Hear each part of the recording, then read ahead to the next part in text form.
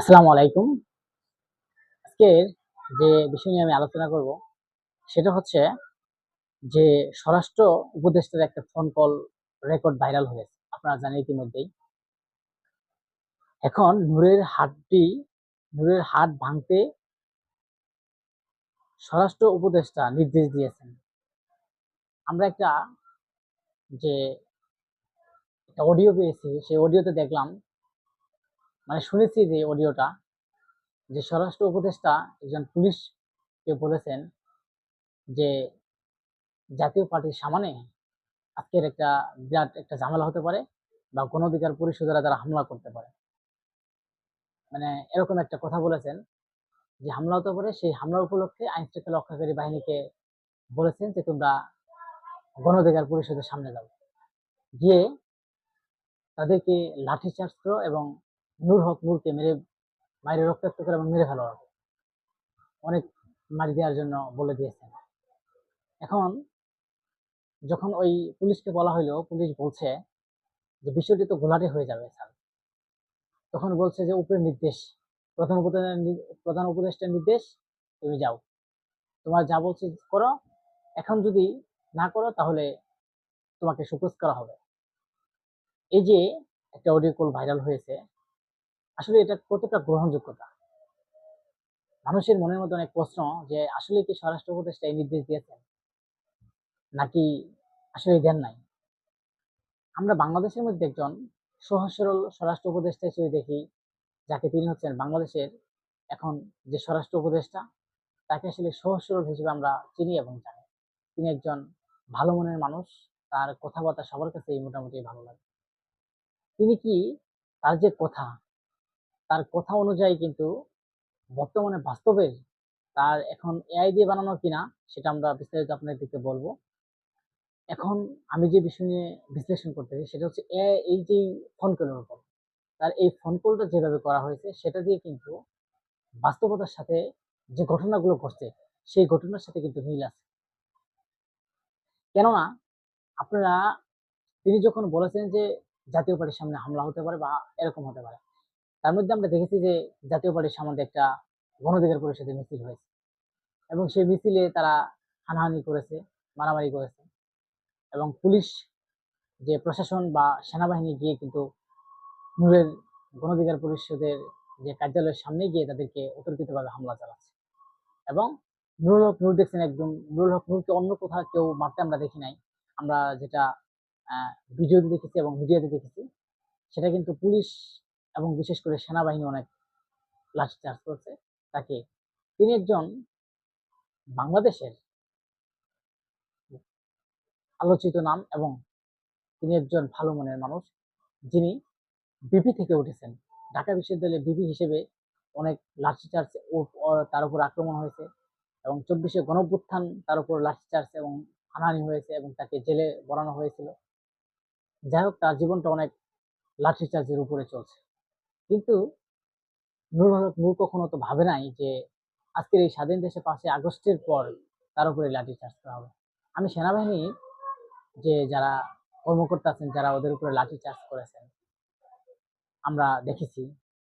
কিন্তু এই যে 24শে গণঅভ্যুত্থানের পর যিনি ভিপি নূর বাংলাদেশের মধ্যে আলোচিত একজন, আর একে চিনে না কেউ, আমি মনে হয় এমন কেউ নাই যে গণ অধিকার পরিষদের এই নূরকে চিনে না। যারা বেশিরভাগ মোবাইল চালায় এবং নিউজ দেখে বা মিডিয়াতে আসে তারা কম বেশি সবাই চিনে নূর। কিন্তু তাকে চিনা জানার পরেও কেন অতর্কিতভাবে হামলা করলো এবং হামলা হয়েছে, এবং আসলে কি এই স্বরাষ্ট্র উপদেষ্টার যে ভয়েসটা এটা কি ঠিক আছে? এবং তার মধ্যে কিন্তু স্বরাষ্ট্র উপদেষ্টা থেকে একটা প্রেস ব্রিফিং করেছে যে স্বরাষ্ট্র উপদেষ্টা এটা করে নাই, এটা এআই দিয়ে তৈরি।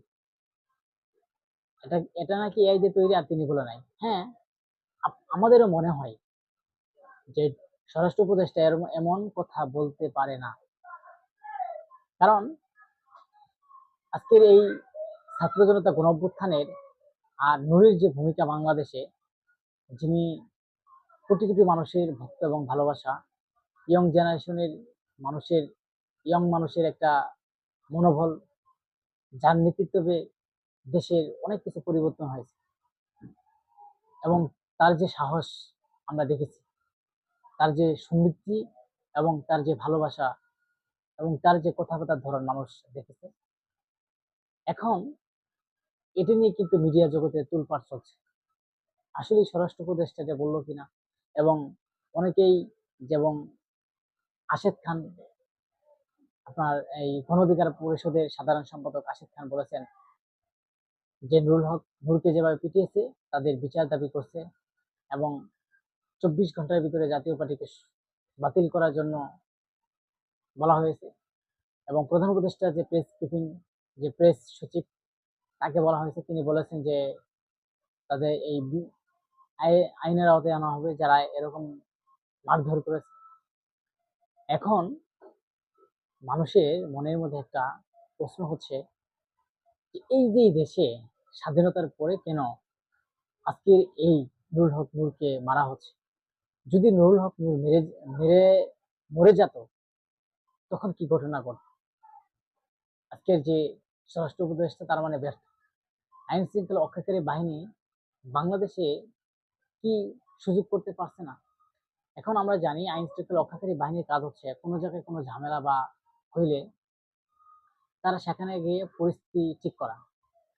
এবং আইন শৃঙ্খলা রক্ষাকারী বাহিনী থেকেও বলে দিয়েছেন যে তারা দুপক্ষকে বলে দিয়েছে যাওয়ার জন্য, এবং গণ অধিকার পরিষদের লোকেরা যায় নাই, যে কারণে তারা অতর্কিত যে হামলা করেছে। কিন্তু আমরা যেটা ভিডিওতে দেখেছি সেটার সাথে আসলে কথার কোনো আমরা মিল দেখছি না।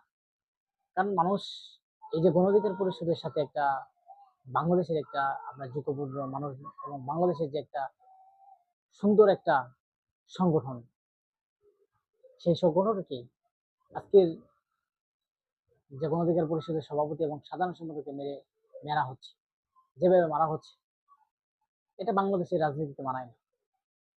এবং আমরা মনে করি যে বাংলাদেশের যে ঘটনা ঘটছে সেটা একটা সুষ্ঠু এবং সুন্দর এবং নিরপেক্ষ একটা বিচারের দরকার, এবং তদন্তের মাধ্যমে একটা এই বাংলাদেশে বিচারের প্রয়োজন।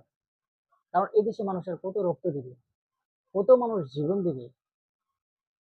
আজকের এই স্বরাষ্ট্র উপদেষ্টা, তারপরে স্বরাষ্ট্র উপদেষ্টা থেকে বলেছেন এটা এআই দিয়ে বানানো। আসলে সেটা আমরা এখনো জানি না সেটা এআই দিয়ে বানানো কিনা।